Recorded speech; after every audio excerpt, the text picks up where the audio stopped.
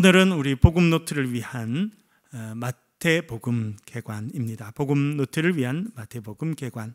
물론 우리가 그 전에도 마태복음을 좀 배운 적이 있었습니다만 다시 한번 또 정리를 하면서 마태복음이 이런 책이구나, 이런 부분이 좀 강조가 되고 있구나, 그런 생각을 더 하시면 우리가 마태복음을 매일 2장씩 읽고 묵상하실 때 좀 더 도움이 되리라 생각합니다. 마태복음, 여러분, 성경의 복음서라고 불려지는 책이 몇 권이 있습니까? 4권이 있습니다. 무엇입니까? 마태복음, 마가복음, 누가복음, 요한복음의 책이 있습니다. 여러분, 왜 4권의 복음서가 있습니까? 한 권만 있어도 될 것 같은데 결국 예수님 한 분에 대해서 증언하고 있는데 왜 4개의 책이나 필요했을까요? 마가복음 할 때도 말씀드렸습니다만 각 복음서는 예수님의 모습 가운데 좀 더 특징적인 부분들을 강조해 주고 있습니다. 마가복음, 우리가 사순절 기간 동안에 묵상했던 마가복음에는 어떤 예수님의 모습이 제일 강조되어 있습니까? 이거 좀 꺼주셔도 될까 봐요. 어떤 모습이 제일 강조되어 있습니까? 고난받는 예수님입니다. 마가복음의 예수님은 송아지, 제물로 드려졌던 송아지처럼 고난을 받으시고 어려움을 겪으시고 묵묵히 고난의 길, 십자가 길을 걸어가신 예수님의 모습이 많이 강조되어 있습니다. 그렇다면 마태복음은 어떤 예수님의 모습이 강조되어 있겠습니까? 메시아이십니다. 구약의 예언의 성취로서 이 땅에 오신 메시아, 그 모습이 강조되어 있습니다. 그래서 우리가 마태복음을 읽으면서는 예수님께서 구약 예언이 어떻게 예수님을 통해서 이루어지고 있는지에 관심을 가지고 우리가 살펴보면 좋을 것 같습니다. 그런 의미에서 이 마태복음을 적은 마태는 그런 관심이 있었는데요. 그 사람이 어떤 사람이었는지 먼저 저자에 대해서 좀 살펴보도록 하겠습니다. 마태라는 이름의 기독교인인데 유대인이었다, 그렇게 생각이 듭니다. 그리고 그는 코인의 헬라어를 주로 사용했습니다. 세 번째는 구약 성경과 이스라엘 역사에 관심이 많았다는 것을 알게 됩니다. 여러분, 마태복음에 보면 마태라고 하는 이름을 가진 제자 한 명을 예수님께서 부르시는 장면이 있습니다. 마태, 그가 어디에 앉아 있는 것을 보시고 예수님께서 부르셨다고 이야기합니까? 세관에 앉았습니다. 세리였던 사람 중에 한 명이 마태라는 이름을 갖고 있었습니다. 그래서 어떤 사람은 그때 부른 마태였지 않을까, 이렇게 생각할 수 있습니다. 그런데 생각해 보면 그 당시 세리 역할을 했던 사람들은 전문적으로 그렇게 글을 쓰는 훈련을 받았던 사람은 아니었을 것이라고 생각됩니다. 지난번에도 말씀드렸습니다만 여러분, 예수님 시대 때 몇 명이나 책을 읽을 수 있었겠습니까? 10% 되지 않았다고 생각됩니다. 보통 사람들의 10% 이내 정도만 글자를 읽을 수 있었습니다. 여러분, 우리나라도 한 150년만 전에 가면 조선시대 때 누가 글을 읽을 수 있었겠습니까?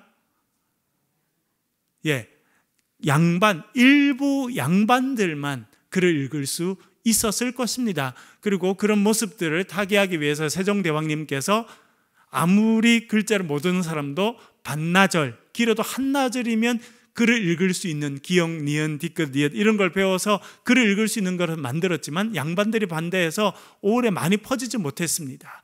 그래서 조선시대에 많은 사람들은 글자를 읽지 못했습니다. 지금부터 2000년 전 예수님 시대 때에 글자를 읽었던 사람들은 국민의 10% 이내였다고 생각됩니다. 그리고 그 중에 특별히 글을 적을 수 있는 사람은 훨씬 더 적습니다. 제가 재밌는 경험을 한번 했어요. 제가 밴드불트 대학에서 박사과정을 공부하고 있을 때였습니다. 그런데 그 석사과정에 공부하는 여학생 한 명이 있었어요. 인도에서 온 학생이었습니다. 성이 파텔이었습니다. 파텔. 잃어먹지도 않아요. 잊어먹지도 않아요. 그리고 근데 딱 보면 외모를 벌써 봐도 되게 괜찮은 집안 출신이구나 하는 걸 금방 알 수 있습니다. 딱 보면 알 수 있어요, 여러분. 그런 사람 훨씬 더 피부가 하얗고 뭔가 당당한 태도를 갖고 있습니다. 그래서 다음에 물어보니까 파텔이라는 성은 우리나라 하면 전주 이씨 이런 느낌인 거예요. 그 귀족 가문의 이름이라는 겁니다. 그게 또 역사가 오래되지 않았습니까? 미국 같은 데는 가면 라스트 네임을 들어서 이 사람이 어떤 집안인지 알 수가 없습니다. 미국은 역사가 짧아서. 그러나 벌써 유럽의 프랑스나 또 그런 많은 나라에 가면 성만 딱 들어도 어떤 집안이구나 알 수 있지 않습니까? 우리나라도 역사가 기니까 무슨 김씨, 무슨 씨 이렇게 하면 대략 어떤 집안이겠구나 이렇게 알 수 있는데, 그래서 파텔이라는 사람을 제가 찾아봤습니다. 그랬더니 밴드빌트 대학에 90명 정도 유학을 하고 있더라고요. 대부분 의과대학과 공과대학에 유학하고 있더라고요. 엄청 자부심 있는 그런 아가씨였어요. 다음에 저희들이 학회에 참여하게 돼서 보스턴에 가게 됐는데, 저는 말레이시아에서 온 유학생이랑 조그마한 방을 얻어서 둘이 같이 나눴거든요. 근데 이 여학생은 별 5개짜리 특급 호텔에서 자더라고요. 어떻게 하냐 그랬더니 자기 아버지와 자기 집안 전체가 다 미국에서 이 호텔 체인을 경영하는 재벌집 딸이에요. 그래서 제가 너 힌두교인 아니냐 물어봤어요. 그랬더니 힌두교인이래요. 그런데 신학을 전공합니다. 그래서 부모님 반대하시지 않으시냐 그랬더니 개종만 안 하면 괜찮다 했답니다. 공부하는 거는 괜찮다, 그렇게 이야기했다는 거예요. 근데 이 친구는 미국에서 태어나서 미국에서 살았습니다. 그리고 보니까 여러 언어를 잘 하더라고요. 그래서 제가 물어봤죠. 너 가족들이 쓰는 힌두교에서 사용하는 그 언어, 그걸 잘 하냐 그랬더니 자기가 대화하는 거는 다 잘할 수 있대요. 근데 뭘 못하냐 그랬더니 쓰지 못한대요. 재밌죠, 여러분? 여러분, 옛날에 조선시대 때 살던 교육받지 않은 사람 우리나라 말 알아듣고 할 수 있었습니까? 없었습니까? 다 했죠. 뭘 못했습니까? 글을 못 읽었죠. 그리고 쓰지 못한 거예요. 그래서 내가 너무 신기하다고 그랬어요. 그래서 이 학생이 아주 좀 좋은 집안에 태어나서 교육을 잘 받은 것 같은데, 자기 몇 개 언어를 하지만 자기 부모님이랑 그 고유 언어, 자기 그 족이 쓰는 그 언어로 다 이야기를 한답니다. 그런데 못 읽고 못 쓴답니다. 그러니까 여러분 이해가 되시죠? 저는 신기하다 이렇게 생각을 했습니다. 그러니까 예수님 당시 때 대부분의 사람들은 말을 주고받고 쓰고 했습니다만 읽는 사람은 소수였을 것 같고 글을 쓰는 사람은 훨씬 더 소수였는데, 그 당시 세관에 앉아 있었던 하급 관리 세리였던 마태가 이 정도의 글을 쓸 수 있었을까? 학자들이 생각해 보면 그러긴 어려웠다 이렇게 생각됩니다. 그래서 마태복음을 쓴 이 사람은 예수님의 제자로 부름받았던 세리 마태는 아닐 가능성이 있다 이렇게 생각됩니다. 그럼에도 불구하고 여전히 그는 유대인이었습니다. 그런데 유대인이었으면 여러분 그 당시 어떤 언어를 쓰고 살았겠습니까? 여러분 말씀드렸죠? 예수님 시대 때, 바울 시대 때 유대인들은 어떤 언어를 쓰고 살았습니까? 아람어. 여러분 수준이 이제 많이 올라가신 거예요. 그렇죠? 어디 가서 예수님 시대 때 유대인들이 무슨 언어를 썼습니까? 그러면 아람어 이렇게 대답하면 아주 수준이 높으신 거예요. 대부분 사람들은 뭘 이야기할까요? 히브리어라고 이야기한단 말이에요. 근데 그 당시 히브리어는 성경과 법전은 히브리어로 썼지만 일반 사람들은 히브리어로 말하거나 그렇게 글을 쓰지 않았습니다. 아람어를 사용했습니다. 그래서 예수님도 제자들과는 아람어로 이야기를 했고요. 2004년인가 그때 The Passion of Christ라고 하는 영화가 나오게 됐습니다. 멜 깁슨이라고 하는 아주 유명한 배우가 실제로 이제 본인이 나오기도 했지만 감독 역할도 하게 됐는데, 그러면서 아주 이제 논란이 많이 일게 됐는데, 왜냐하면 그 기에서는 예수님을 죽인 사람은 유대인이다 이렇게 표현했거든요. 그래서 전 세계에 있는 유대인들이 막 엄청 반발을 하고 그렇게 했는데, 그게 보면 예수님께서 제자들과 대화를 할 때 아람어로 말씀을 하시는 모습으로 표현을 했습니다. 물론 우리는 이제 다 자막을 이렇게 처리해서 보니까 이게 뭐 어느 나라 말인가 이렇게 했겠습니다만, 그러니까 그 정도 영화를 만들려면 고증을 많이 한 거죠. 엄청나게. 그러면서 결국 예수님과 제자들은 아람어로 주고받았다, 대화를 했다고 생각됩니다. 그런데 이 마태복음을 쓴 이 마태는 어떤 언어로 이 마태복음을 썼다는 것입니까? 헬라어 중에서도 요 정도 말하면 정말 수준이 높은 거예요. 헬라어로 했습니다. 수준이 높아요. 근데 그 중에서도 코이네 헬라어로 했습니다 하면 정말 수준이 높은 겁니다. 그 당시 헬라어는 아주 많이 발전된 언어였고, 국제적으로 사용되는 헬라어를 코이네 헬라어로 불렀습니다. 코이네는 평범하다 이런 뜻입니다. 그래서 보통 사람들이 쓰는 헬라어를 코이네 헬라어다, 그렇게 이야기를 했습니다. 여러분, 우리나라도 작은 나라이지만 제주 방언이 있죠. 제주 방언은 우리나라 말입니까? 아닙니까? 우리나라 말이죠. 전라도 사투리, 경상도 사투리도 다 우리나라 말이죠. 서울말, 경기도 말만 대한민국 말이 아니라 대한민국 국민들이 쓰는 이 말들은 다 우리나라 말인데 다 억양도 다르고 다 조금씩 다릅니다. 미국도 갔더니 그러더라고요. 저희 애들이 제가 미국에 유학 갔는데 그것이 좀 남부에 있는 학교입니다. 남부, 듀크도 남부고 밴더빌트도 남부인데, 그래서 저희 애들이 조금 크니까 이제 어린이집을 보냈지 않습니까? 미국 사람들이 운영하는 어린이집을 보냈는데, 참 재밌는 거는 우리 애들이 가서 영어를 배우는데 어떤 영어를 배울까요? 사투리를 배웁니다. 남부 사투리. 여러분들이 이렇게 영화에 보면 그 텍사스 이런 데서 막 카우보이 모자 쓰고 사람들이 막 총 들고 이렇게 할 때 사람들이 쓰는 그런 언어를 우리 애들이 배워오더라고요. 그래서 그렇지, 우리가 남부에 살고 있으니까.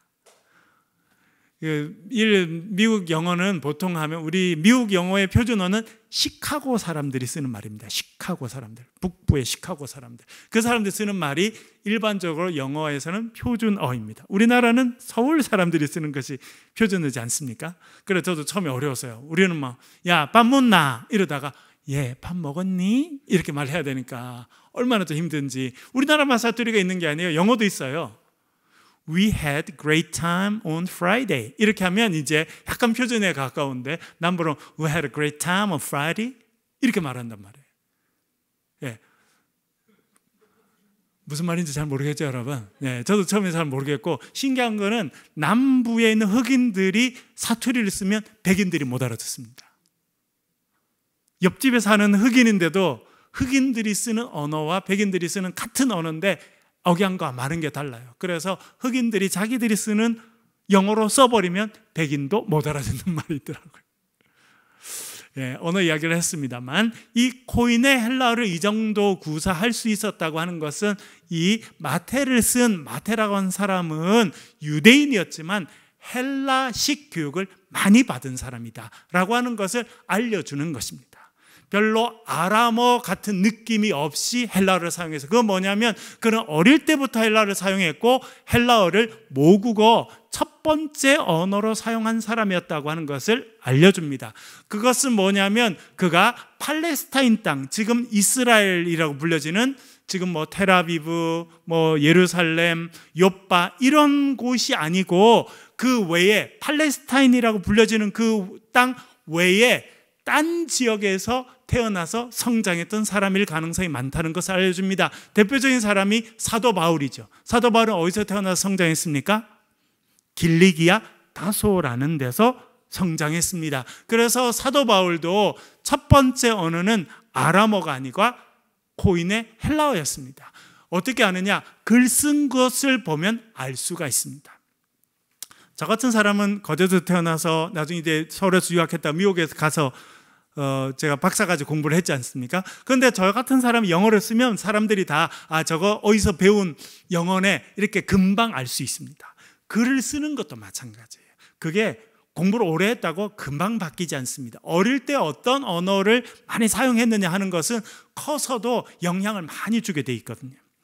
그런 면에 봐서는 이 마태복음을 적은 마태라고 하는 사람은 유대인 가정에서 태어나서 성장했지만 많은 교육은 헬라어 교육을 받은 사람이다. 그래서 그는 팔레스타인 땅이 아니라 유대인 가정이었지만 팔레스타인 땅이 아닌, 지금 이스라엘 땅이 아닌 다른 곳에서 태어나서 성장했을 가능성이 많다라고 하는 것을 알려주고 있습니다.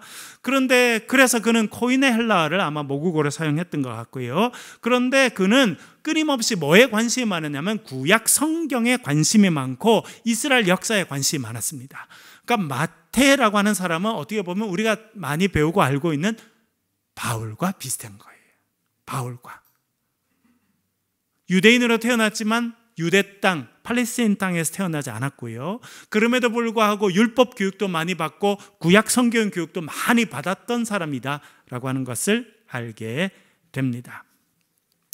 그런 것이 어디서 드러나냐면 여러분 오늘 아침에 묵상한 말씀 보면 마태복음 4장이지 않습니까? 마태복음 4장. 예수님께서 시험을 받게 됩니다. 성령이 이끌리셔서 광야로 가셨고 거기서 뭐의 시험을 받으십니까? 마귀의 시험을 받으시는데 밑에 쭉 내려가면 예수님은 뭐라고 말씀하십니까? 사탄아, 너의 주를 시험하지 말라라고 나옵니다. 사실은 두 가지 표현을 사용하고 있다는 걸 알게 됩니다. 첫 번째는 마귀라고 하는 표현인데 이는 디아블로스라고 해서 헬라어로서 귀신을 부를 때, 악한 존재를 부를 때 쓰는 단어입니다. 근데 사탄이라는 단어는 히브리어입니다. 그러니까 유대 사람들이 쓰는 말이 사탄이라는 단어. 사탄은 그대로 사탄입니다. 그러니까 이 두 단어를 섞어서 사용하고 있는 것도 보면 그가 유대의 전통에 익숙했었고 그리고 헬라 말을 주로 사용했었다라고 하는 것을 알게 됩니다. 그래서 한 번은 사탄이라는 단어를 쓰고 한 번은 마귀라고 우리 성경에 번역된 디아블로스라고 하는 단어를 이렇게 사용한다. 그런 걸 알 수 있습니다. 그러니까 이 사람도 두 언어, 두 문화에 익숙했던 사람이었습니다. 그리고 특별히 그는 구약 성경이 어떻게 이 시대에 이루어졌는지 관심이 많았습니다. 또 특징 4번, 네 번째, 다섯 번째 보면 예수님을 어떤 분으로 소개합니까? 아브라함의 후손이고 다윗의 후손이다. 뭐가 강조됩니까? 구약 성경, 그리고 하나님께서 이스라엘 백성들을 어떻게 구원해 가시는지에 관심이 많습니다. 그래서 예수님을 이 땅에 오신 메시아다. 하나님께서 다윗에게 약속하셨던 너의 후손 가운데 왕위를 이을 자가 날 것이다. 너의 후손 가운데 이스라엘을 구원할 자가 날 것이다 하는 그 말씀이 이루어진, 그래서 예수님을 메시아로 그렇게 강조하고 있습니다. 그래서 마태복음 1장 1절 이렇게 시작되는데 같이 읽어보겠습니다. 시작. 아브라함과 다윗의 자손 예수 그리스도의 계보라. 아멘. 누구부터 이야기합니까? 아브라함. 이스라엘의 시작은 아브라함입니다. 그래서 지금도 이스라엘 백성들은 우리는 아브라함의 후손이다라고 생각합니다. 아브라함을 먼저 적었습니다. 그리고 이스라엘 백성 가운데 가장 유명한 왕 다윗 왕. 여러분 요즘에 이스라엘에 관한 이야기가 국제뉴스가 계속 나죠. 가자를 이렇게 공격해서 계속했다가 최근에는 또 이란과 서로 미사일을 또 주고받았습니다. 그래서 이것도 또 다른 중동 정쟁이 터지는 게 아니라 그래서 막 기름값이 올라가고 이렇게 하게 돼서 이스라엘 뉴스가 많이 나오는데 이스라엘의 국기 가운데 딱 별이 하나 있습니다. 별 이름이 무엇일까요? 다윗의 별입니다. 그건 뭘 의미하냐면 우리는 여전히 다윗 왕 시대의 그 영광을 회복하겠다. 그를 시오니즘이라 말합니다. 시오니즘.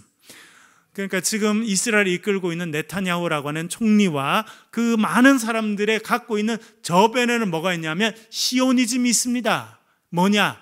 예루살렘에 지금 알악사 모스크라고 하는 이슬람 모스크가 서 있는 그 땅이 모리아산이고 시온산입니다. 옛날에 성전이 거기 있었어요. 그래서 그 시온의 영광을 회복하겠다라고 하는 것을 갖고 있는 사람들을 시온주의자라고 하는데 이분들의 기본적인 생각은 그것입니다. 그건 뭐냐면 이스라엘 땅, 이 땅은 유대인들을 위한 땅이다. 그러니까 딴 사람들은 나가라. 기본적으로 그런 생각을 갖고 있기 때문에 아주 강경합니다. 여러분 공격하고 하는 거 보면 정말 인정사정이 없죠. 너무 좀 처참할 만큼 하게 되는데 그분들은 이 땅은 우리 땅이니까 유대인들 아닌 사람 나가 이런 의미를 계속 지금 전달하고 있습니다. 그것이 이제 시오니즘이라고 하는 불려지는 그런 정신적인 사조고 철학을 좀 갖고 있는 그런 사람들입니다. 지금 그런 부분들은 너무 좀 한편으로 좀 치우친 면이 있습니다만, 이 마태는 적어도 예수님을 아브람과 다윗의 후손으로 오신 분, 이스라엘의 하나님께서 이스라엘을 버리지 않으시고 이스라엘을 구원하시기 위해서 보내주신 분, 그렇게 지금 생각하고 있습니다. 두 번째 마태의 공동체 살펴보겠습니다. 첫 번째는 유대인들과 이방인들이 함께 신앙생활했던 공동체입니다. 다양한 계층의 사람들이 모였다고 생각되고요, 경제적인 여유가 있는 그런 교인들도 있었습니다. 세 번째, 도시에 위치하고 있었다, 이렇게 생각이 됩니다. 그래서 말씀드린 것처럼 그 헬라어에 익숙한 사람을 위해서는 디아블로스라고 하는 단어, 마귀라는 단어를 쓰게 되고, 유대 문화에 익숙한 사람을 위해서는 사탄이라는 단어를 사용해서 이렇게 두 가지 문화에 익숙한 사람들도 다 알아듣도록 그렇게 사용하고 있다는 것을 알게 되고요, 다양한 계층의 사람들, 초대 교회들이 다 그랬습니다. 아주 사회적으로 높은 사람들뿐만 아니라 사회적으로 지위가 낮거나 힘든 사람들도 많았습니다. 여러분, 우리나라 선교사님들이 처음에 왔을 때 평양, 또 인천, 서울 이렇게 시작했고, 사실은 대구도 부산에서 선교사님 먼저 올라와서 대구에 거처하게 되는데요, 그 당시 처음에 복음이 전파됐을 때 가장 많이 기독교인이 된 사람들은 누구였겠습니까? 카톨릭은 위로부터의 선교입니다. 그래서 카톨릭은 상류층들, 귀족층들, 양반층들을 개종해서 그 사람들 중심으로 복음이 밑으로 내려가도록 하는 그런 정책을 갖고 있었습니다. 그런데 우리 개신교는 풀뿌리, 그 시대에 가장 고통받고 어려움 당하는 사람들, 그 사람들을 위로하고 그 사람들에게 복음을 전하는 것, 그것이 중요하다라고 생각했었습니다. 그것이 어떻게 보면 우리 기독교가 갖고 있는 선교의 모습이라 그렇게 말할 수 있겠습니다. 마태 공동체는 여러 사람들이 좀 섞여 있었습니다. 어려운 분들도 있고 경제적으로 여유 있는 사람들도 있었습니다. 무엇보다 도시에 위치하고 있었다. 이건 조금 이따 또 설명을 드릴게요. 세 번째, 저작 시기는 80년대입니다. 왜냐하면 마가복음을 자료로 사용하기 때문에 그렇습니다. 지난번에 마가복음 할 때 말씀드렸습니다만, 마가복음은 언제쯤 적혀졌다는 것입니까? 주후 70년경에 적혀지게 됩니다. 왜냐하면 주후 70년에 중요한 일이 있게 되는데 성전이 완전히 무너집니다. 예루살렘이 완전히 멸망하게 됩니다. 사실은 예루살렘이 완전히 멸망한 것은 두 번입니다. 첫 번째, 구약 바벨론이 침공해서 주전 586년에 성전을 완전히 무너뜨리고, 그리고 예루살렘 성벽을 무너뜨려 버리는 그런 완전히 파괴된 일은 주전 586년에 있습니다. 그리고 많은 사람들이 바벨론에 끌려갔다가 다시 돌아오죠. 스룹바벨을 중심으로 해서 제2차 두 번째 성전을 세웁니다. 주전 515년. 최근에 우리가 묵상했죠. 그것이 두 번째 성전인데, 두 번째 성전이 쭉 이어져 내려왔습니다. 그리고 예수님 태어날 때 있었던 왕 헤롯 대왕, 그 사람은 유대인이 아니었는데 유대인 왕이 돼서 성전도 더 크게 만들고 성벽도 크게 만들고, 그래서 또 성전을 좀 더 확장시키고 성벽도 확장시키는, 그래서 유대인들의 마음을 얻기 위해서 그런 일들을 하게 됩니다. 그런데 그 성전과 그런 것들이 완전히 무너지는 때가 오는데 주후 70년입니다. 왜냐하면 66년경에 이 유대인들이 반란을 일으켜서 로마 사람들을, 우리 정말 로마의 이렇게 학정을 견딜 수 없다. 그래서 유대인들이 전쟁을 일으킵니다. 로마인들 상대로. 그래서 그 전쟁이 70년까지 가게 되는데요, 70년에 나중에 로마의 황제가 되는 티투스라고 하는 그 장군이 와서 정말 끔찍하게 사람들을 박해하고 성전을 아예 없애버립니다. 그리고 그 이후로 다시는 성전이 세워지지 못했습니다. 지금까지. 아까 말씀드린 시온주의자들은 우리가 지금 시온산에 다시 성전을 세워야 된다 이렇게 생각하는 그런 사람들인데요. 그렇게 성전이 완전히 무너지고 돌 하나도 돌 위에 남지 않는 그런 모습은 주후 70년에 이루어지는데, 마가복음에도 보면 마가복음 13장에 그런 표현들이 나옵니다. 그래서 마가복음이 주후 70년경에 적혀졌다 이렇게 생각됩니다. 근데 마태복음을 열심히 연구하다 보면 마가복음의 내용과 글자 하나 틀리지 않고 내용이 똑같을 모습이 많이 나옵니다. 그래서 학자들은 이 마태를 사용할 때 마가복음을 옆에 펴놓고 참고하면서 썼다고 생각됩니다. 그래서 마태복음은 마가복음이 적혀지고 한참 또 많은 지역에 이렇게 알려지고 난 다음인 80년대에 적혀졌다 이렇게 생각이 됩니다. 아까 말씀드렸던 66년부터 70년까지 있었던 유대 전쟁의 모습이 마태복음에도 몇 군데 나타나는데요. 마태복음 24장 15절 한번 읽어보겠습니다. 같이 읽어보겠습니다. 시작. 그러므로 너희가 선지자 다니엘이 말한 바 멸망에 가증한 것이 거룩한 곳에 선 것을 보거든 읽는 자는 깨달을진저라고 써 있는데요. 이 거룩한 곳은 성전이라고 생각됩니다. 그래서 로마 사람들이 와서 유대인들을 경멸하고 그들을 멸시하는 의미로 성전에다가 어떻게 합니까? 성전을 더럽히는 하게 되죠. 그래서 돼지를 갖다 푼다든지 뭐 이런 그런 일들은 이제 예루살렘을 차지하는 이방 사람들이 늘 하던 일이었습니다. 이 예수님 시대 때부터 한 100여 년 정도 올라가면 안티오쿠스 에피판네스라고 하는 왕이, 그 사람은 사실은 이집트에 있는 그쪽에 다스리던 사람인데 예루살렘과 유대를 다 정복하게 됩니다. 그 사람도 유대인들을 아주 박해하는데 유대인들을 박해하는 방식은 율법을 지키지 못하게 하고 또 유월절, 여러분 최근에 유월절이었거든요. 지금 이제 유월절 명절 기간입니다. 이스라엘에 유월절 명절을 지키지 못하게 하고, 그리고 아이들이 태어나면 난지 8일 만에 반드시 할례를 행해야 되는데 그걸 하지 못하게 했습니다. 그래서 역사 기록에 보면 남자 아이들 할례를 하지 못하게 했는데 어떤 사람들은 할례를 받아야 우리가 아브라함의 자손이라는 것이 표시가 나는데 어떻게 할례를 할 수 없느냐, 그래서 몰래 할례를 행하는 사람들이 있었습니다. 그런데 그것이 발각이 되면 어떻게 했냐면 아이를 엄마 목에 매달아서 죽였어요. 정말 충격적이죠, 여러분. 아이 목에다가 줄을 감고 그 아이를 엄마 목에 달아서 엄마가 그 아이가 죽어가는 모습을 보도록 만들었다는 거예요.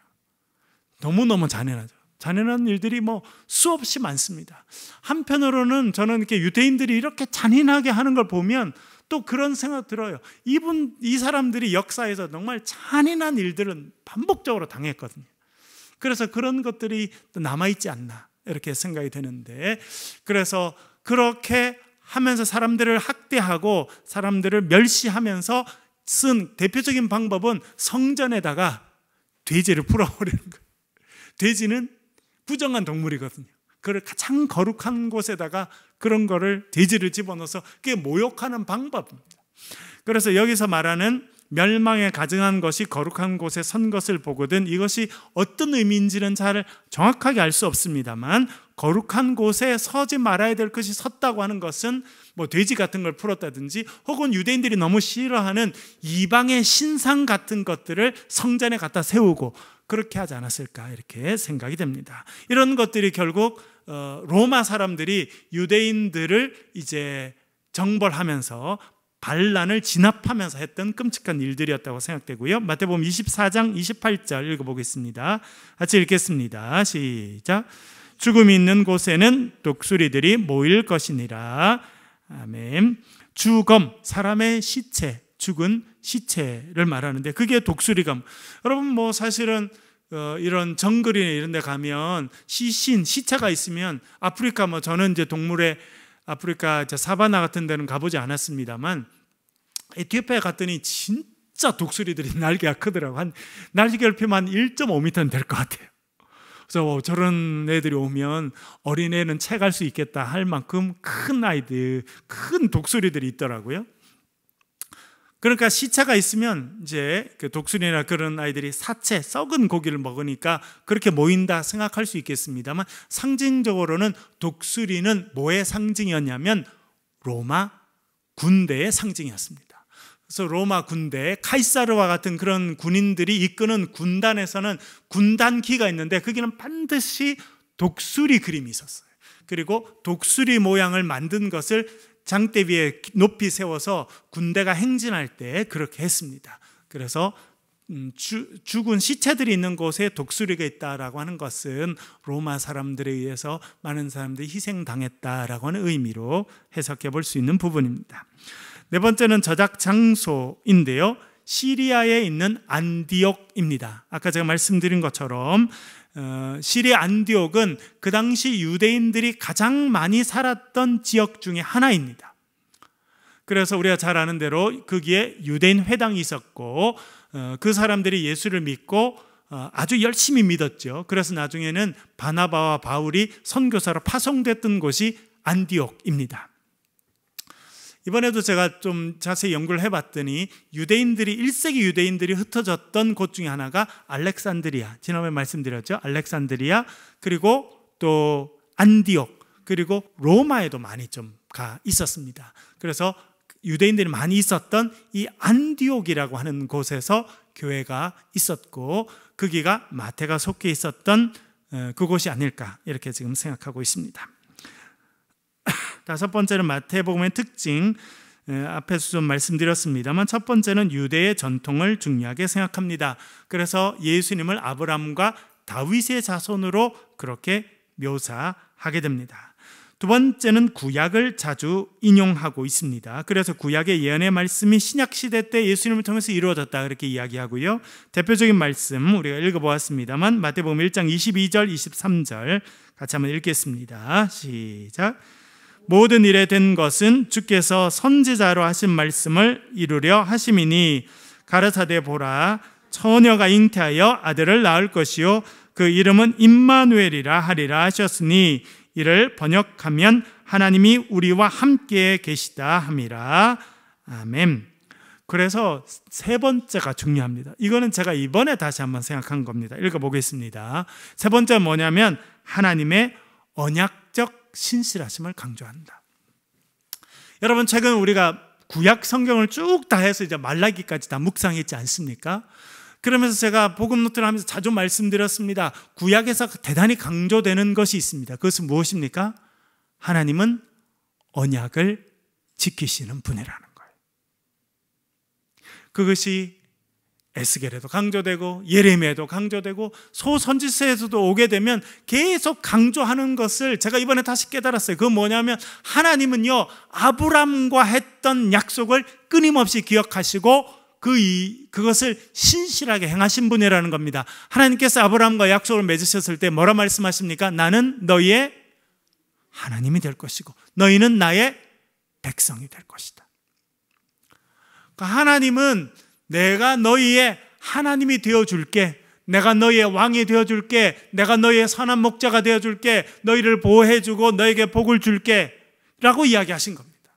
그게 하나님의 하나님 되어주심입니다.